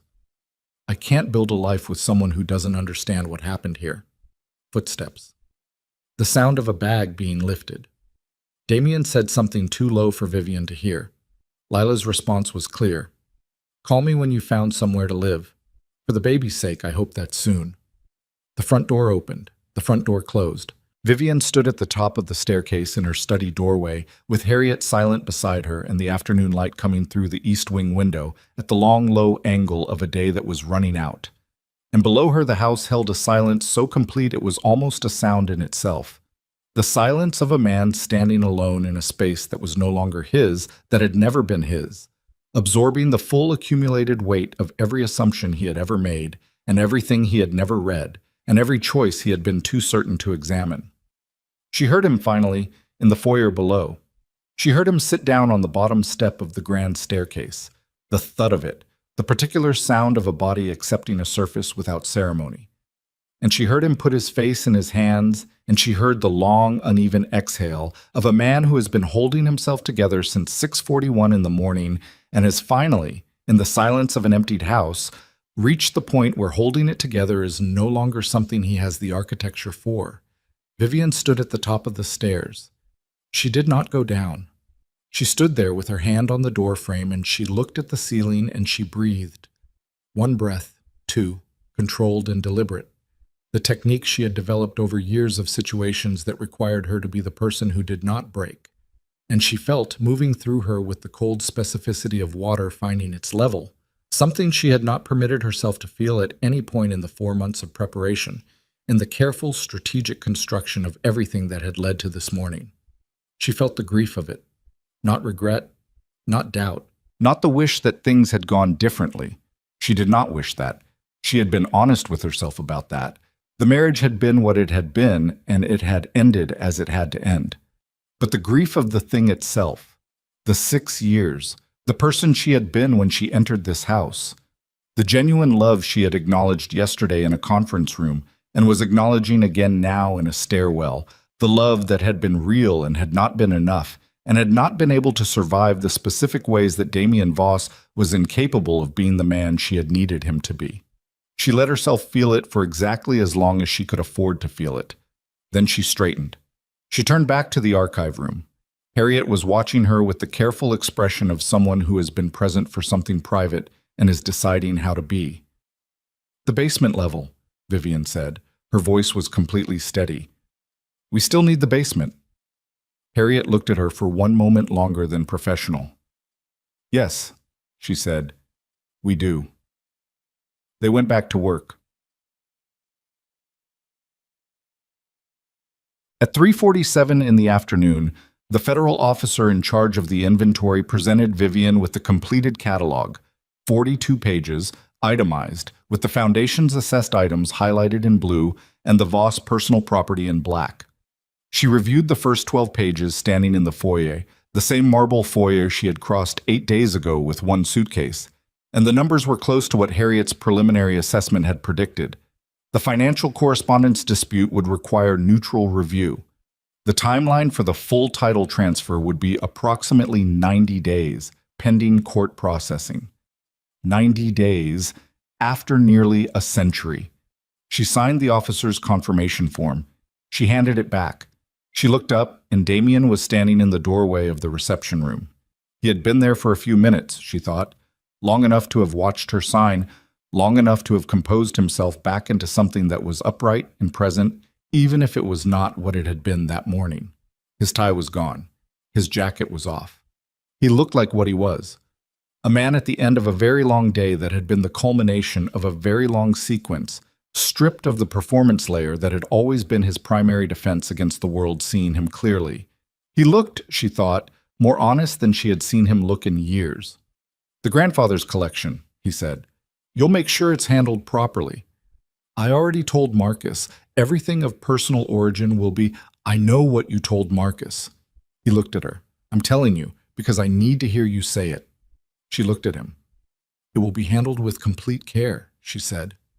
"You have my word." He nodded. He looked at the marble floor. He looked at the bronze bell mechanism by the door. He looked at the staircase, the wide grand one, designed to be descended. And then he looked at Vivian and he said, with the quiet of a man who has arrived at the far end of something and found, to his own surprise, a kind of clarity there, "What happens to the house? After? What does the Foundation do with it?" It becomes a center for historical preservation and cultural philanthropy, she said. The building will be restored to its original architectural design. The estate will be open to researchers, historians, archivists. It will serve the purpose it was always meant to serve. He was quiet for a moment. That's not nothing, he said. No, she said. It isn't. He looked at her for one last moment, the full, undefended look of a man who has nothing left to protect and has discovered, in that exposure, that there is something almost bearable about having nothing left to protect. And then he turned and walked toward the east wing, toward the room that had been the study, toward whatever private reckoning he needed to conduct alone in the house that had been his in every way except the one that mattered. Vivian stood in the foyer. The federal officers were packing their cases. Harriet was on the phone. Petra was reviewing the final catalog pages. The late afternoon light came through the tall windows at the long gold angle of a day ending, falling across the marble floor in bars that moved slowly as the sun continued its business overhead, indifferent and reliable, the way light always moves through rooms that are in the process of changing hands. Vivian stood in the middle of it. She stood completely still. And somewhere above her, in the room that had been hers, Damien Voss was sitting in the chair at the writing desk, the small desk she had chosen herself, positioned to catch the east light. And he was holding the framed photograph she had left behind, the one from the terrace 7 years ago, the summer before the engagement. And he was looking at the two people in it with the expression of a man finally reading something he had been handed a long time ago and had never, until now, been still enough to understand. The two people in that photograph were strangers to him now. Not because they were young, youth was not the distance, but because the version of himself standing on that terrace had been, for one unguarded summer, a man without the full armor of what he would become. He had been 34 years old, and he had looked at Vivian Ashcroft with the genuine, uncomplicated attention of someone who had not yet decided what she was worth to him in practical terms, who had not yet run the calculation, who had simply been present in the way people are present when they do not yet know they are building something they will eventually destroy. He set the photograph face down on the desk. He put his hands flat on the surface. The same posture, the same pressed-down stillness he had used in his own study a week ago when the world had first begun to shift. And he sat with the full weight of the day on him and did not try to move it. Downstairs he heard the front door open and close. Then again. The officers leaving, the quiet sound of the Foundation's team gathering. Then Harriet's voice, low and efficient, saying something he could not make out. Then silence. Then one set of footsteps crossing the foyer. He knew the sound of them. He had known the sound of them for 6 years. The particular pace, the particular weight, unhurried and certain, the walk of a woman who always knew where she was going and had never needed the room to make space for her because she made her own. The footsteps stopped at the front door. He heard the door open. He did not call out. She did not come upstairs. He heard the door close. He heard faintly, through the east wing window, the sound of an engine turning over. Low, effortless, the specific note of a car that required nothing from anyone. And then the sound of tires on gravel, and then the gate, and then nothing. Damien sat in the chair in the east light. The house was completely silent around him. Not the silence of a house at rest, but the silence of a house that had finished being one thing and had not yet become the next. The threshold silence, the held breath between versions of itself. The roses were gone, the champagne was gone, the survey equipment was gone, Lila was gone. 42 pages of inventory catalog were making their way across the city in a federal officer's case. What remained was the house itself, the stone and the marble and the old wood of the staircase balustrade and the east light moving across the floor of a room that had always, in the truest accounting, belonged to someone else. And somewhere on the coastal road south of the city, a midnight blue Aston Martin was accelerating away from all of it, carrying a woman who had not looked back, who had never needed to look back, who had known from the beginning exactly what she was leaving and exactly what she was taking with her, and who was driving now not toward anything concluded, but toward the first morning of everything she had been quietly, carefully, building all along. And the engine note was clean, and the road was open, and ahead of her the city gave way to sky, and Vivian Ashcroft pressed the accelerator and did not slow down. The coastal road south of the city ran for 40 miles before it opened into the kind of landscape that reminded you the world was larger than the problems you carried through it. The trees thinned, the sky widened. The water appeared on the eastern side, gray-green and vast and indifferent in the way that large bodies of water are always indifferent, which is not coldness but perspective. And Vivian drove through all of it, without the radio, without her phone, without anything between her and the road, and the particular quality of silence that exists inside a moving car when the person driving it has finally, after a very long time, nothing left to manage. She drove for an hour. She stopped at a pull-off above a small beach, a shelf of gravel and dead grass at the road's edge, where the land dropped away to the shore below. She sat with the engine off and looked at the water and let her hands rest in her lap and breathed, in and out, the simple mechanics of a body continuing its business regardless of what the mind has been through. The water moved. The light moved on the water. A cormorant sat on a rock far out and did nothing in particular with the absolute commitment of a creature that has no performance to maintain. She sat there for 20 minutes. Then she started the car and drove back toward the city, because there was work to do, and she had never been a woman who confused stillness with stopping. The weeks that followed had their own momentum. The title transfer process moved through the court system with the quiet efficiency of a thing that had been properly prepared. No appeals materialized, no injunctions were filed, no last-minute legal maneuvers disrupted the timeline. Because Marcus Thorne was an honest attorney, and he had told Damien honestly that there were no grounds for any of these things, and Damien, stripped of the certainty that had always made him resistant to honest counsel, had listened. The neutral review of the financial correspondence took 3 weeks. The assessor, a retired federal property judge named Calloway, compact and unhurried, a man who had reviewed disputes of this kind for 30 years and found them neither dramatic nor routine but simply human, delivered his finding on a Thursday morning. The verbal agreement between Damien's father and the Foundation's former director had been real. The cost-sharing arrangement had been genuine. The invoices the Foundation's team had initially attributed to unauthorized charges were, in 11 of the 17 instances, legitimate mutual arrangements that reduced the disputed amount by 63%. Vivian read the finding at the desk in her Foundation office. She read it twice. Then she called Harriet and said, "Adjust the accounting. Credit the Voss estate for the 11 instances. Issue a formal acknowledgement that the arrangements were consensual." Harriet was quiet for a moment. "That's not required by the court." "I know it isn't. It will reduce the Foundation's recovery on the financial dispute by—" "I know what it will do, Harriet." Vivian looked out the window at the city. "His father acted in good faith. That deserves acknowledgement. Issue the credit." Harriet did not argue. She had worked with the Ashcroft family long enough to know the difference between a decision and a discussion. The credit was issued the following day. Marcus Thorne called Vivian directly when he received it, not through channels, not through the formal correspondence system, but directly, his personal cell, which was a deviation from professional protocol that meant something. He said, "I wasn't expecting this." "The finding supported it," Vivian said. "You could have disputed the assessor's interpretation. You would have won." "I know." A pause. "I'll make sure Damien understands where it came from."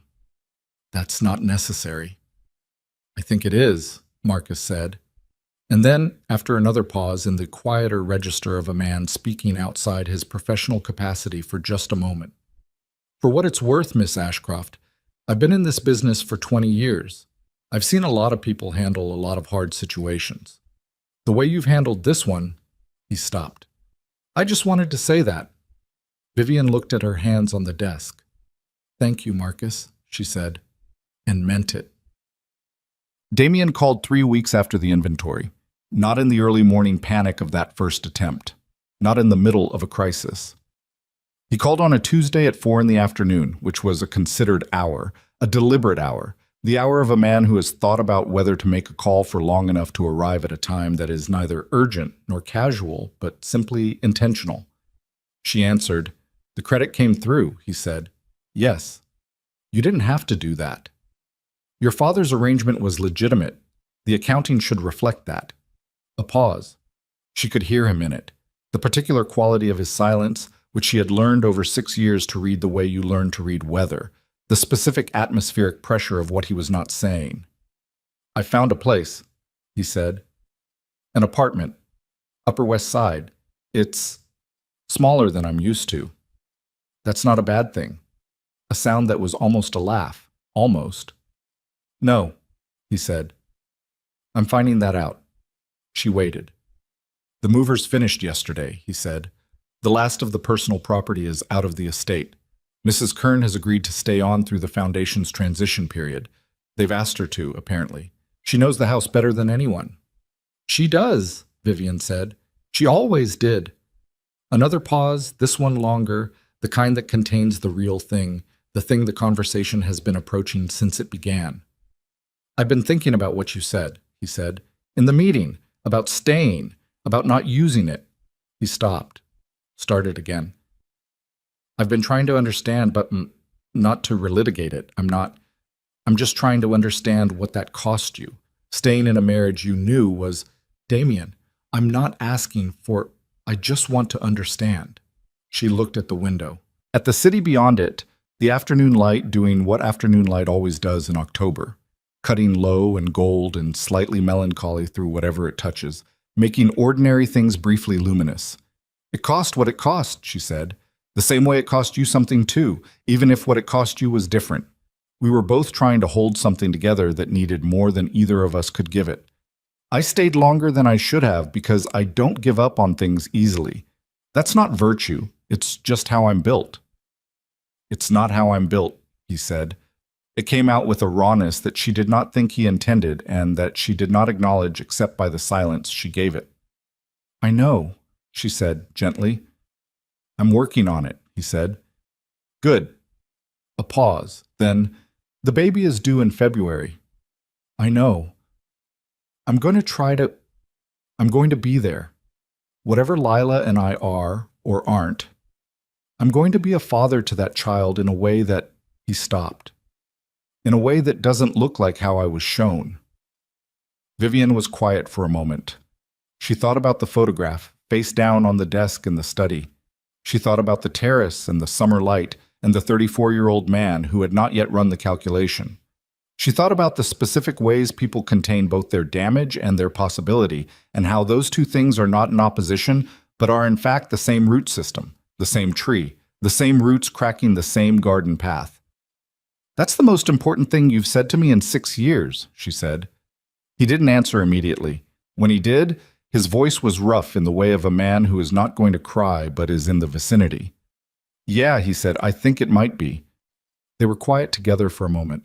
Not the silence of unresolved things, but the silence of two people who have said what needed saying and are sitting in the aftermath of it, which is a different kind of quiet, less pressurized, more like an exhale. Take care of yourself, Damien, she said. You too, Vivian. She hung up. She sat at her desk with the phone in her hand and the afternoon light moving across the surface of the city outside, and she let the conversation settle into its place. Not in the category of resolved things, because some things do not resolve so much as they find their final shape and stay there, but in the category of finished things, genuinely and completely finished, the way a room is finished when the last piece is placed and you step back and see the whole of it for the first time. She set down the phone. She opened her laptop. She went back to work. Oh. The estate's transformation began in November. The architectural restoration team arrived on a Monday morning. 12 people in work gear, led by a preservation architect named Dr. Celeste Wan, who had spent her career returning buildings to the versions of themselves that existed before acquisition, and renovation had accumulated over their original intentions like sediment. She walked through the house with Vivian on the first day, room by room, with the same attention and the same quiet that Vivian had always brought to spaces, looking at what was actually there rather than what she'd been told to expect. In the main reception room, Dr. Wan crouched down and pulled back a corner of the installed carpet to reveal the original floor beneath. Black and white geometric tile, pristine, the pattern identical to the design in the foundation's 1931 architectural drawings. She looked up at Vivian with the expression of someone confirming a thing they had hoped for. It's all still here, she said. Under everything they added, the whole original floor. Vivian looked at the tile. She looked at the room around it, the modifications and renovations of 9 decades layered over the original bones like geological strata, each layer representing someone's idea of improvement, someone's need to make the space more fully theirs. Take it back to the original design, she said, where the structure supports it. Where it doesn't, we document and preserve. Even the modifications? Even those. They're part of the history now. You don't erase what happened. You just make sure the foundation is visible. Dr. Wan nodded slowly. She looked at Vivian with the particular regard of someone recognizing a philosophy in a practical instruction. She didn't comment on it. She made a note on her clipboard and moved to the next room. The work would take 8 months. Vivian visited the site every 2 weeks, walking the progress with Dr. Wan, reviewing the restoration decisions, approving the preservation choices for items and features that fell into the ambiguous territory between the Foundation's history and the Voss family's long stewardship. She was methodical about this. She was fair about it in ways that the Foundation's board noted with approval and that cost her nothing because fairness, in her experience, was not a concession but an accuracy. The accurate acknowledgement of what was actually true rather than what was convenient. The old oak on the south lawn was not removed. No one suggested it. By the time the exterior landscaping was reviewed, the preservation architect had already flagged it as a significant mature specimen with root systems predating the Voss family's occupancy. It was, Dr. Wan noted in her report, one of the oldest living features of the estate. Its roots would continue to crack the garden path. The path would continue to be repaired around it. That was, everyone agreed without much discussion, as it should be. Lila Hart had her baby in February. A girl. She sent a photograph to Damien at 4 a.m. from the hospital. The specific hour of new parents, the hour when the world has contracted to the size of a room and a face. And Damien sat on the edge of his Upper West Side apartment bed and looked at his daughter's face on his phone screen and felt something he did not have adequate language for, which was not a failure of vocabulary, but an indication that the thing itself was larger than language. He named her Clara. He had not consulted Vivian on the name. There was no reason he would have. But Vivian heard it through the small network of people who existed in the overlapping margins of both their lives, and when she heard it, she was quiet for a moment, and then she said to Harriet, who was the person who had told her, "That's a good name." Harriet looked at her. "It was his grandmother's name," Vivian said, "his father's mother. She died when Damien was 7. He never talked about her much, but he kept a photograph of her on his desk the entire time we were married." She paused. "He always said she was the person in his family who told him the truth." Harriet said nothing. "It's a good name," Vivian said again, and returned to the document she had been reviewing. The Foundation's opening ceremony for the estate happened on a Thursday in June, 8 months after the inventory, 7 months after the restoration work began. It was a clear day, the particular clarity of early summer in New York before the heat has fully arrived, when the air still carries some of the restraint of spring and the light has a quality of attention to it, of noticing things. The estate had been dressed for the occasion in the most understated way possible, which was Vivian's explicit instruction and which Dr. Wan had executed with the precision of someone who understood that a space restored to honesty does not need ornamentation. The original tile floors were uncovered throughout the ground level. The East Gallery had been restored to its original proportions, the false wall that a 1970s renovation had installed removed to reveal the room's true depth and the original window configuration that flooded it with afternoon light. The basement archive had been converted into a working research room, long tables, good lighting, the shelves of historical documents properly cataloged and accessible to approved scholars for the first time. The South Lawn was full of people, Foundation board members, preservation scholars, cultural institutions from 4 countries who had agreed to partner with the center, journalists who had been invited on the understanding that this was a story about the building and its history and not about anyone's divorce, which they had accepted because the building and its history were genuinely interesting, and because Vivian Ashcroft had a way of defining the terms of her own narrative that made alternative framings feel beside the point. Vivian stood near the entrance to the East Gallery and received people with the composed attention she brought to everything, present, specific, remembering names and details, asking questions that were genuine rather than performative. She wore the charcoal suit and the garnet earrings, and her hair was up in the way she preferred for professional occasions, and she moved through the afternoon with the ease of a woman who is entirely in her element, which she was. which she had always been when the element was her own. Harriet found her at 4 o'clock, when the official portion of the program had concluded and the guests were moving through the rooms at their own pace, that pleasant late afternoon drift of an event settling into its own success. "The Times wants a comment," Harriet said. "They have the press release. They want something personal, about the vision, what the center represents."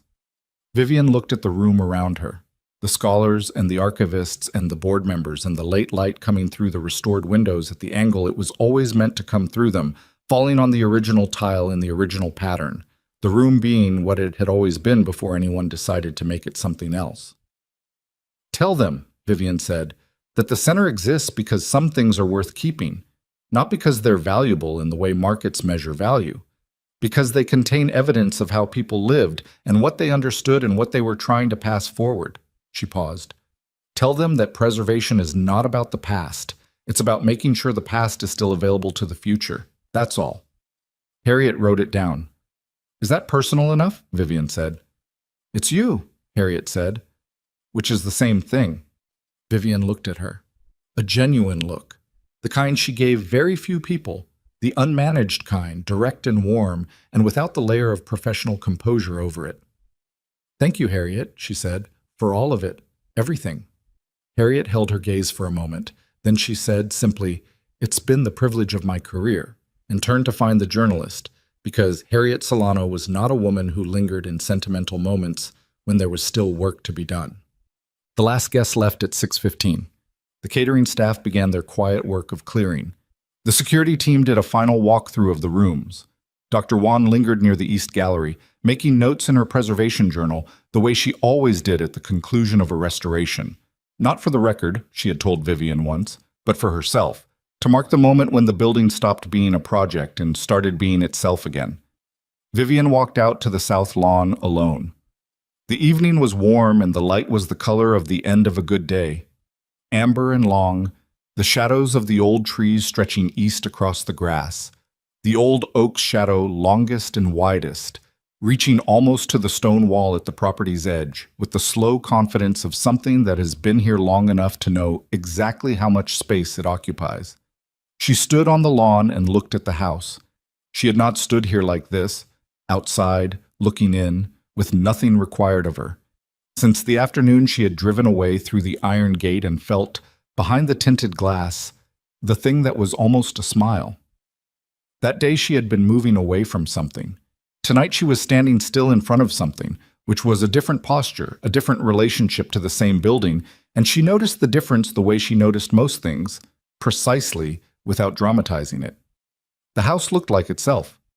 That was the only way she could put it. The restoration had done what Dr. Wan had promised it would do. Returned the building to the version of itself that existed before anyone had needed it to be something other than what it was. The stone was cleaned. The windows were correct.